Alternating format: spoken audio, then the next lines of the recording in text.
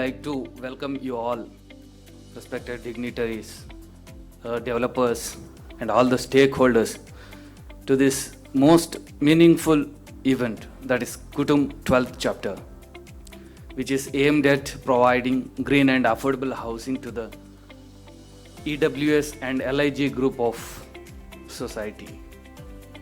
I am very happy to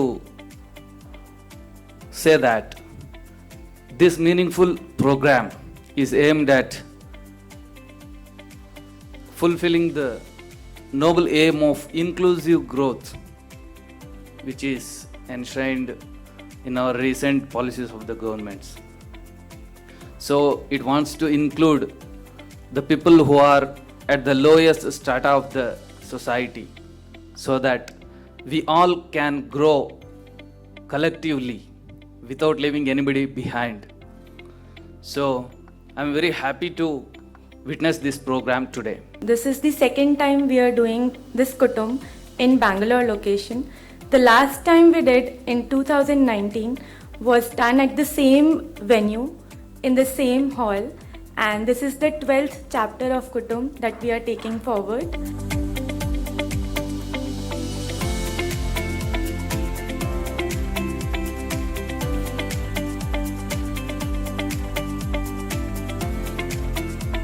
Cost of execution and cost of maintenance. If land is an issue, terrace-based systems can also be adopted. The basics of Swasth Jeevan and a way where there's a Swasth Paryavaran, where I'm not going to face floods in Bangalore.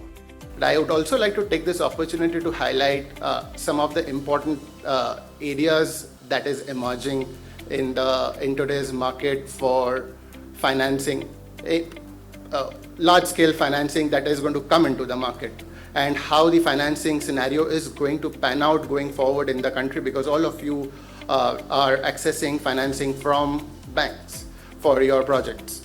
And for that purpose, recently in July 2022, RBI has come out with a discussion paper which says that the banks should focus on developing a portfolio of climate-friendly and sustainable investments.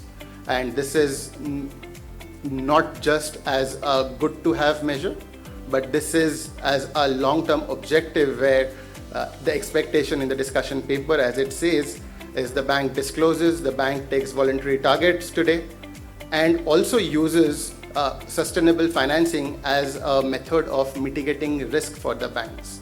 Today 4 rupees per square feet as a maintenance cost, whereas because we have brought in this green building initiatives or sustainability initiatives in the project, maybe it is only 2 rupees. So that is when the buyers also will start realizing the benefits of this thing, and they will start asking the developers. So it's right time to move into this direction now. For an affordable housing project, it took almost 1.5 years to take the approval. If you don't ease out these things, where is the affordability? Your investment, your interest costs will start growing.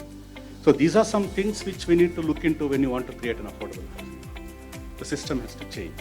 You have to get approvals in a month's time, and it should be on priority.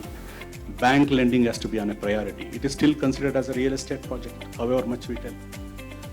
So it's a priority lending. It should come under any industry, and it's a basic necessity. This housing is a basic necessity. Especially the middle class people are very much troubled with this. The lower class government is going to take care because they know. But the middle class, they are nowhere. If they are not, you should come out with products for a salary drawn of 10,000, 20,000, 30,000. That should be the product available in affordable housing. If you can come out with a product and technology to address that, you are going to solve 80% of the affordable housing problem.